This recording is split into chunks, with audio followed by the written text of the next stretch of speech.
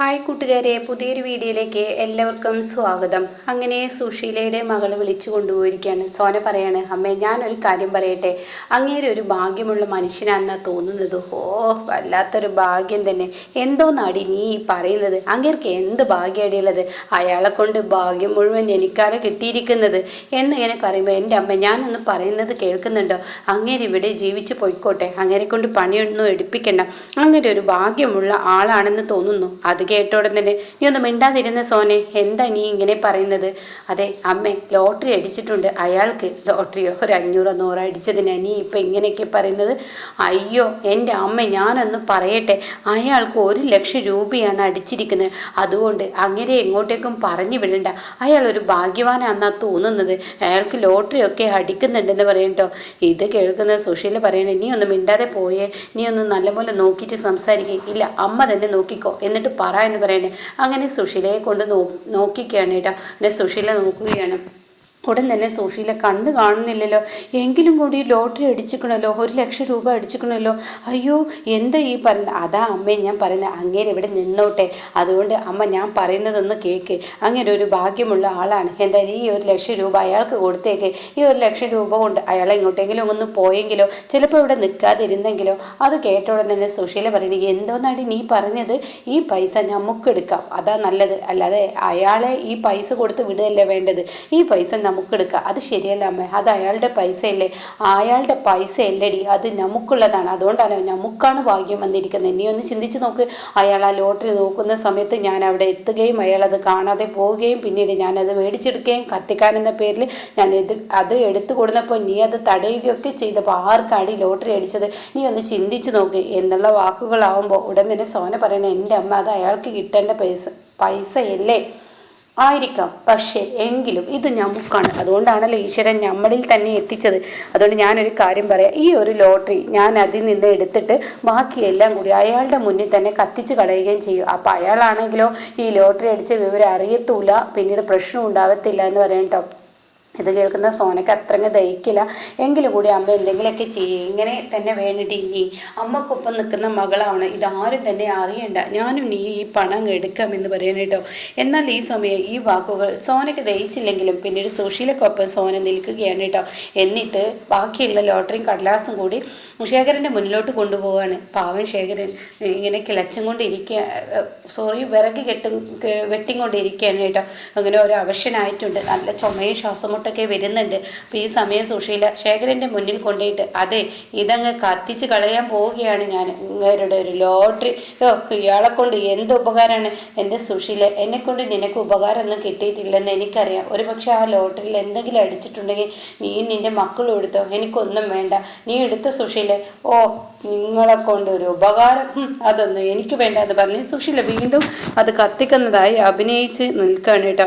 എന്നിട്ട് പറയണേ, ഇനി ഇവിടേക്ക് എങ്ങനെ ജീവിച്ചു പോയിക്കോ, വിറകൊക്കെ അങ്ങ് പൊളിച്ച് ഇവിടെ അങ്ങ് ജീവിച്ചു പോയാൽ മതി, അല്ലാതെ തനിക്ക് വേറൊന്നും ഞാൻ തരില്ലടോ, ഇതാണ് തൻ്റെ ഇനിയുള്ള ജീവിതം എന്നൊക്കെ പറഞ്ഞ് സുശീല എങ്ങനെ ബഹളം വെച്ചും കൊണ്ടിരിക്കുകയാണ് കേട്ടോ.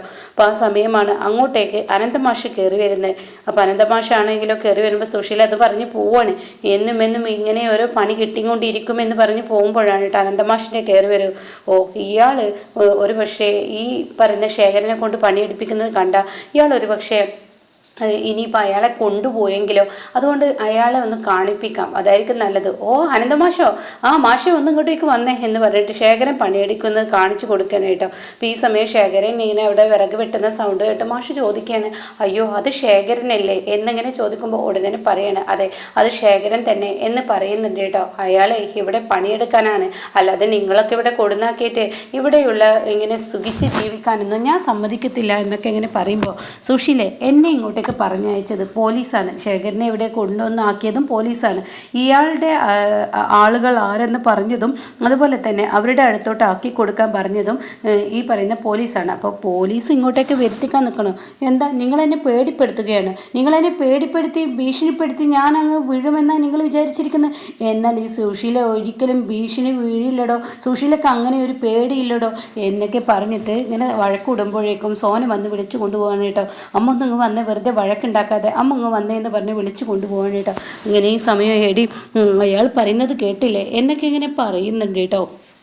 പിന്നീടാണെങ്കിലോ ഉടൻ തന്നെ സുശീല, ഞാൻ സംസാരിക്കാൻ വന്നത് ശേഖരനോടാണ്. അല്ല, എന്നോടല്ല, അപ്പം നിങ്ങൾ സംസാരിക്കാൻ വന്നത്? ഇല്ല സുശീല, എനിക്ക് സുശീലയോടല്ല ശേഖരനോട് സംസാരിക്കണം. അതെ, സംസാരിക്കുന്നതൊക്കെ കൊള്ളാം, പക്ഷേ അയാളുടെ പണിക്ക് എന്തെങ്കിലും തടസ്സമുണ്ടാക്കി എൻ്റെ സ്വഭാവം അങ്ങ് മാറും എന്നിങ്ങനെ പറയുന്നുണ്ട് കേട്ടോ. അപ്പോഴേക്കും സോന വിളിച്ചു കൊണ്ടുപോകണം. മാഷിനോടാണോ ഇങ്ങനെയൊക്കെ സംസാരിക്കുന്നത്? എന്താ ഇയാളോട് സംസാരിച്ച എന്താ കുഴപ്പം എന്നൊക്കെ എന്നെ ചോദിക്കുന്നുണ്ട് കേട്ടോ. പിന്നീടാണെങ്കിലോ അവിടെ നിന്നും സുശീല പോവുകയും സോനയാണെങ്കിലോ അവിടെ നിന്ന് തൻ്റെ അമ്മയെ കൊണ്ടുപോവുകയും ചെയ്യാണ്. ഇതേസമയം ശേഖരൻ ഇങ്ങനെ പതിയെ കടന്നു വരികയാണ്. മാഷി എന്ന് പറഞ്ഞ് വിളിക്കുകയാണ്.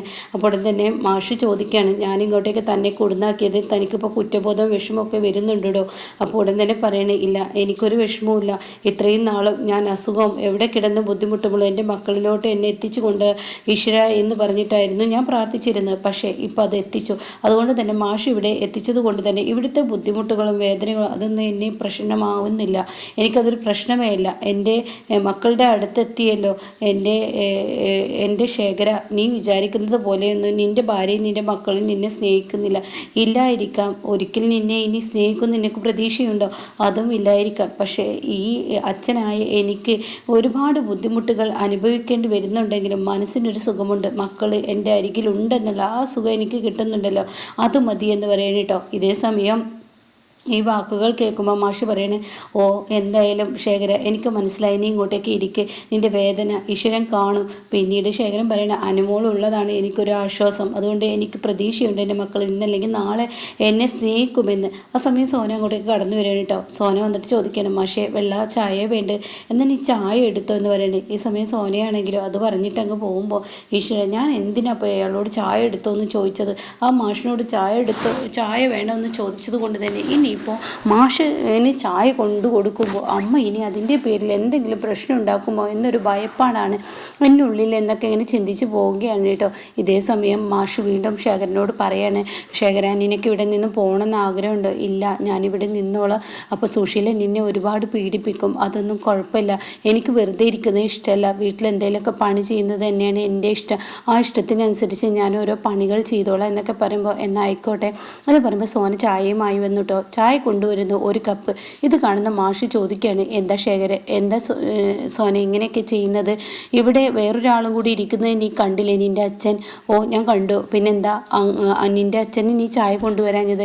അത് വീട്ടിലുള്ള ആളല്ലേ, ഗസ്റ്റിനല്ലേ ചായ കൊടുക്കേണ്ടത്? എൻ്റെ സോനെ, ഗസ്റ്റ് എന്നില്ല.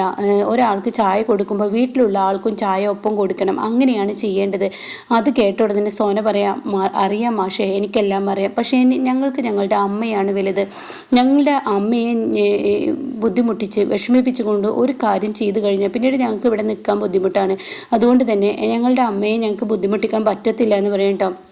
അപ്പോൾ ഈ സമയം സോനെ, നിന്നോട് ചായ കൊണ്ടുവരാൻ പറഞ്ഞത് നിൻ്റെ അച്ഛനും കൂടി നീ കൊടുക്കുമെന്ന് പ്രതീക്ഷിച്ചാണ്. അത് കുഴപ്പമില്ല, ഇവിടെ വെച്ചേക്ക് എന്ന് പറഞ്ഞിട്ട് സോന അവിടെ വെച്ച് പോവുകയാണ് കേട്ടോ. ഇതേ സമയം മാഷു പറയുന്നുണ്ട്, അത് വേണ്ട സോനെ, നീ അവിടെ വെക്കില്ലേ, നിൻ്റെ അച്ഛന് കൊടുക്കുക. എനിക്കിപ്പോൾ ചായയുടെ ആവശ്യമില്ല, നീ നിൻ്റെ അച്ഛന് കൊടുക്കുക.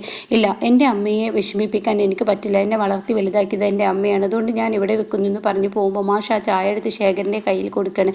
ശേഖര, ഞാൻ മനഃപൂർവ്വം ഒരു ചായ ചോദിച്ചതാണ്. കാരണം എന്താണെന്നറിയോ, നിൻ്റെ മകളുടെ കയ്യിൽ നിന്ന് നിനക്കൊരു ചായ ഇട്ട് കുടിക്കാനുള്ള ആ ഒരു ഭാഗ്യം ഇപ്പം കിട്ടുകയായിരിക്കും. അപ്പം നിൻ്റെ മകൾ തരുന്ന ഈ ചായ നീ കുടിക്കണം. അയ്യോ, എനിക്ക് വേണ്ട മാഷ് കുടിച്ചോ? ഇല്ല ശേഖര, നീയാണ് ഇപ്പോൾ കുടിക്കേണ്ടത്, നിനക്കാണ് ആവശ്യമില്ല. അതുകൊണ്ട് തന്നെ നീ കുടിക്ക്, നിൻ്റെ മകളാണല്ലോ ഈ ചായ ഇട്ട് തന്നിരിക്കുന്നത്, അപ്പോൾ ആ നിലയ്ക്ക് നീ കുടിക്കുമെന്ന് പറഞ്ഞിട്ട് ശേഖരന് ആ ചായ കൊടുക്കുമ്പോൾ ശേഖരന് ഒരുപാട് സന്തോഷമാവുകയാണ് കേട്ടോ. പിന്നീടാണെങ്കിലോ ഇപ്പുറത്ത് ഹർഷയ്ക്ക് വിളിച്ചിരിക്കുന്നത്. അപ്പോൾ ഹർഷ പറയുന്നത്, എന്താ ആൻറ്റി ചെയ്തിരിക്കുന്നത്? അവർ രണ്ടുപേരെ അവിടെ സംസാരിക്കാൻ വിട്ട് ആൻറ്റി എന്തിനാ ഇങ്ങോട്ടേക്ക് പോകുന്നത്?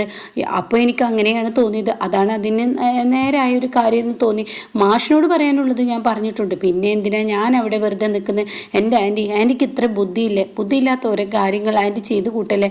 ആൻറ്റി പൊട്ടത്തരം ചെയ്യല്ലേ? അവർക്കിടയിൽ ആൻറ്റി നിൽക്കണം, അവരെ അങ്ങനെ സംസാരിക്കാൻ വിടാൻ പാടില്ലായിരുന്നു എന്ന് പറയുമ്പോൾ, വേണ്ട ഹർഷേ, അവർ സംസാരിച്ചോട്ടെ, ഞാൻ മാഷിനോട് പറയാനുള്ളത് പറഞ്ഞു, പിന്നെന്താ കുഴപ്പം എന്നിങ്ങനെ പറയുന്നുണ്ട് കേട്ടോ.